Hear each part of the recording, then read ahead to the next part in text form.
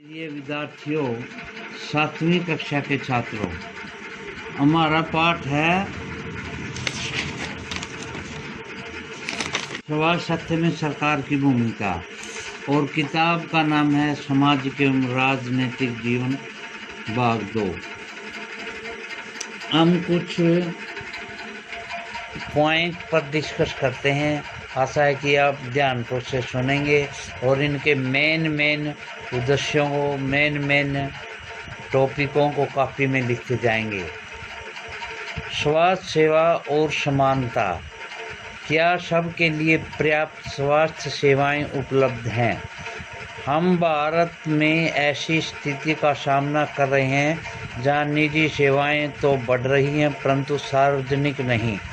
ऐसी दशा में लोगों का मुख्यतः निजी सेवाएं उपलब्ध हो पाती हैं। वे शहरी क्षेत्रों में केंद्रित हैं। वे सेवाएं लाभ कमाने के लिए चलाई जाती हैं, इसलिए इन सेवाओं का मूल्य भी अपेक्षाकृत अधिक रहता है।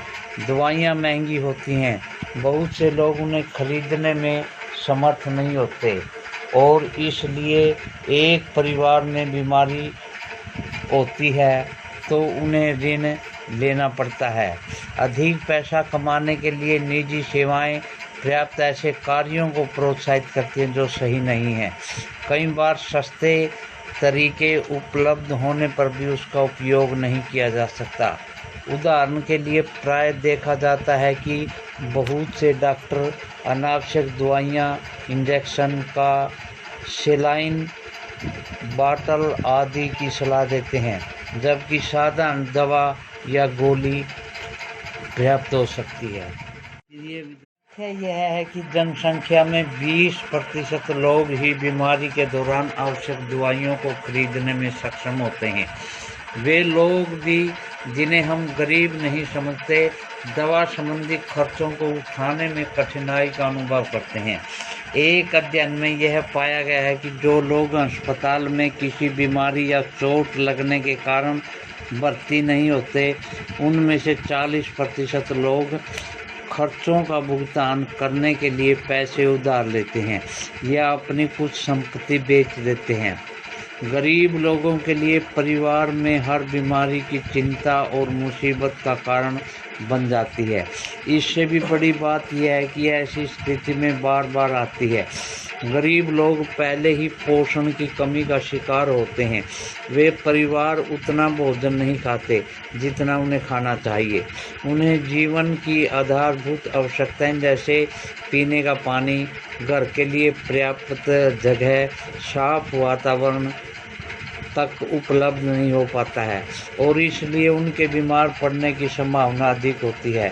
बीमारी पर होने वाले खर्च से उसकी हालत और ख़राब हो जाती है। कभी कभी केवल पैसा ही लोगों के बेहतर इलाज में बाधक नहीं होती। उदाहरण के लिए महिलाओं को तुरंत इलाज के लिए डॉक्टर के पास नहीं ले जाया जाता। कई आदिवासी क्षेत्रों में स्वास्थ्य केंद्र कम हैं और वे अच्छी तरह से नहीं चलाए जाते हैं। वहाँ निजी सेवाएं उपलब्ध होती हैं। क्या किया जा सकता है? इसमें कोई संदेह नहीं है कि हमारे देश में लोगों के स्वास्थ्य की दशा अच्छी नहीं है। यह सरकार का उत्तरदायित्व है कि वह अपने सब नागरिकों को, विशेषकर गरीबों और सुविधाहीनों को गुणात्मक स्वास्थ्य सेवाएं प्रदान करें। फिर भी लोगों का स्वास्थ्य जितना जीवन की आधारभूत सुविधाओं पर और उनकी सामाजिक स्थिति पर निर्भर है, उतना ही स्वास्थ्य सेवाओं के ऊपर भी। इसलिए लोगों के स्वास्थ्य की दशा सुधारने के लिए दोनों पक्षों पर कार्य करना आवश्यक है। ऐसा करना संभव है। यह है कि पॉइंट हमारा केरल का अनुभव।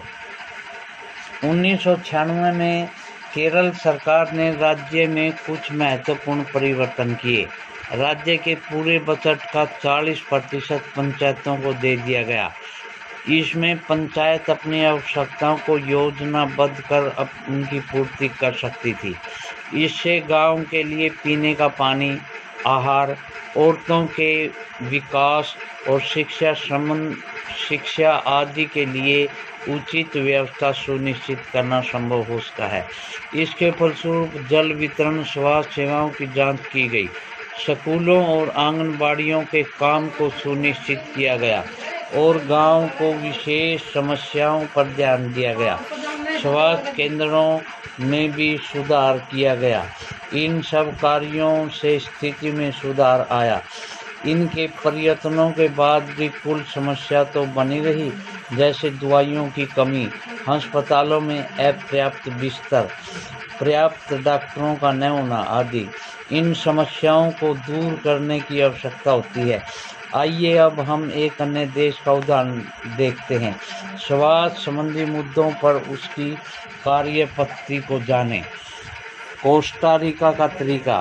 कोस्टा रिका को दक्षिणी अमेरिका का सबसे स्वच्छ देश माना जाता है। इसका मुख्य कारण उसके संविधान में निहित है। कई वर्षों पहले कोस्टा रिका ने एक बहुत महत्वपूर्ण निर्णय लिया था कि वे देश में सेना नहीं रखेंगे। इससे उन्हें सेना पर व्यय किए जाने वाले धन को लोगों की शिक्षा, स्वास्थ्य और अन्य आधारभूत जरूरतों पर खर्च करने में मदद मिली। कोस्टा रिका की सरकार मानती है कि देश के विकास के लिए देश का स्वास्थ्य होना जरूरी है और इसलिए अपने देशवासियों के स्वास्थ्य पर बहुत ध्यान देती है।